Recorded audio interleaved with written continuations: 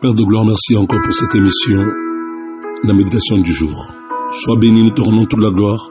Merci de prendre le plein contrôle de ce moment et d'inspirer toutes choses à ta gloire et pour ta gloire. Au nom puissant de Jésus-Christ de Nazareth. Amen. Sois béni, enfant de Dieu, toi qui m'écoutes encore ce matin pour cette émission, la méditation du jour. Que le Seigneur te fasse du bien. Ce matin, alléluia, nous allons parler de la véritable richesse. La véritable richesse, ce n'est pas posséder les biens de ce monde. La véritable richesse, ce n'est pas avoir une situation confortable selon ce monde, avoir des belles maisons, avoir des belles voitures, avoir une bonne position sociale. Tout ça, en fait, ce sont ce qu'on appelle des richesses trompeuses. Alléluia. Ce sont des richesses injustes d'ailleurs même. Dans le livre de 1 Timothée 6, la parole de Dieu déclare, c'est en effet une grande source de gain que la piété avec le contentement, car nous n'avons rien apporté dans le monde et il est évident que nous n'en pouvons rien apporter. Si donc nous avons la nourriture et le vêtement, cela nous suffira. Mais ceux qui veulent s'enrichir tombent dans la tentation, dans le piège et dans beaucoup de désirs insensés et pernicieux qui plongent les hommes dans la ruine et la perdition, car l'amour de l'argent est une racine de tous les maux.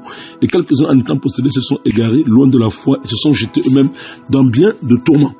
L'apôtre Paul est en train de dire que le désir de s'enrichir est diabolique. Tous ceux qui veulent s'enrichir vont tomber dans les pièges du diable. Tout chrétien qui a le désir de s'enrichir, Paul dit, il finira par tomber dans les pièges du diable et par s'égarer loin de la foi. Paul est en train de dire ici que la véritable richesse pour un chrétien, c'est d'apprendre à se contenter de ce qu'il a.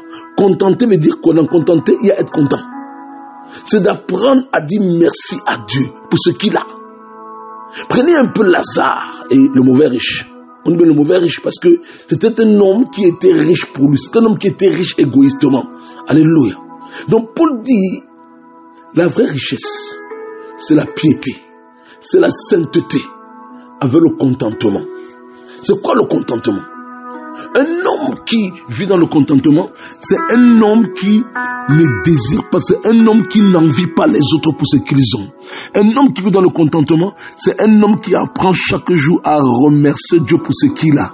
Qu'il est peu, qu'il est beaucoup, il apprend toujours à remercier, il apprend à être reconnaissant à Dieu pour ce qu'il a.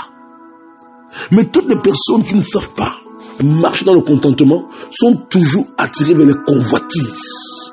C'est pourquoi Paul dit, un enfant de Dieu doit vivre avec la nécessité. Un enfant de Dieu doit rechercher durant son pèlerinage terrestre ce qui est nécessaire à sa vie. Le manger, c'est nécessaire. Le vêtement, c'est nécessaire. Un enfant de Dieu ne s'habille pas par effet de mode, ne s'habille pas pour se faire voir. Un enfant de Dieu s'habille parce que le vêtement est une nécessité pour couvrir son corps. L'eau, c'est nécessaire. Alléluia. Donc Paul dit, en tant qu'enfant de Dieu, tu dois rechercher ce qui est nécessaire, étant contenté, afin de ne pas tomber dans les pièges de la convoitise. Aujourd'hui, tellement d'enfants de Dieu sont égarés de la foi, parce que le diable a suscité un évangile, ce qu'on appelle l'évangile de prospérité, qui les pousse toujours à convoiter les choses terrestres. Or, la Bible déclare que les convoitises de la chair ne viennent pas de Dieu, mais viennent du monde. Désirer les choses de ce monde va t'amener à tomber dans le piège de convoitise parce que tu ne sais pas te contenter de ce que tu as. Lazare n'avait même pas un toit où dormir, mais il apprenait à se contenter de ce qu'il avait. À la fin, il a hérité le ciel parce qu'il avait mis sa foi en Jésus.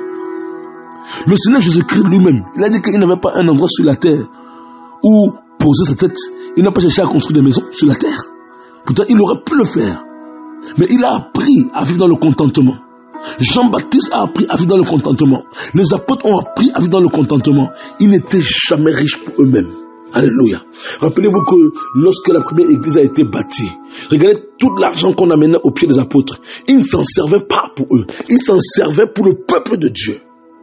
Quand tu es riche même pour toi-même, quand tu possèdes les biens de ce monde pour toi-même, tu es méchant. Cela va t'empêcher d'entrer dans le ciel. C'est pourquoi dans Matthieu, le Seigneur Jésus-Christ dit, faites-vous des amis avec des richesses injustes. Parce que les richesses de ce monde sont des richesses injustes. Elles n'hériteront pas le ciel, elles sont vouées à la destruction. Alors si tu es riche, Sois riche pour Dieu. Mais être riche pour Dieu, c'est d'abord te contenter de ce que Dieu te donne. Ce n'est pas d'aspirer à posséder les biens de ce monde. Ce n'est pas d'aspirer à avoir une bonne situation parce que tout cela passera. Être riche pour Dieu, c'est apprendre à remercier Dieu pour ce que Dieu te donne chaque jour. C'est ce que l'apôtre Paul dit. Qu'un enfant de Dieu, alléluia, doit apprendre à vivre avec le nécessaire, afin de ne pas tomber dans les convoitises. Rappelez-vous que lorsque Adam et Ève ont chuté, c'est parce qu'ils ne se sont pas contentés de tout le patrimoine que Dieu leur avait donné. Ils ont voulu, au-delà de ce que Dieu leur avait donné, c'est pour ça que Satan les a piégés. S'ils s'étaient contentés de ce que Dieu leur avait donné et s'ils s'en réjouissaient, ils n'allaient pas céder à la tentation de Satan.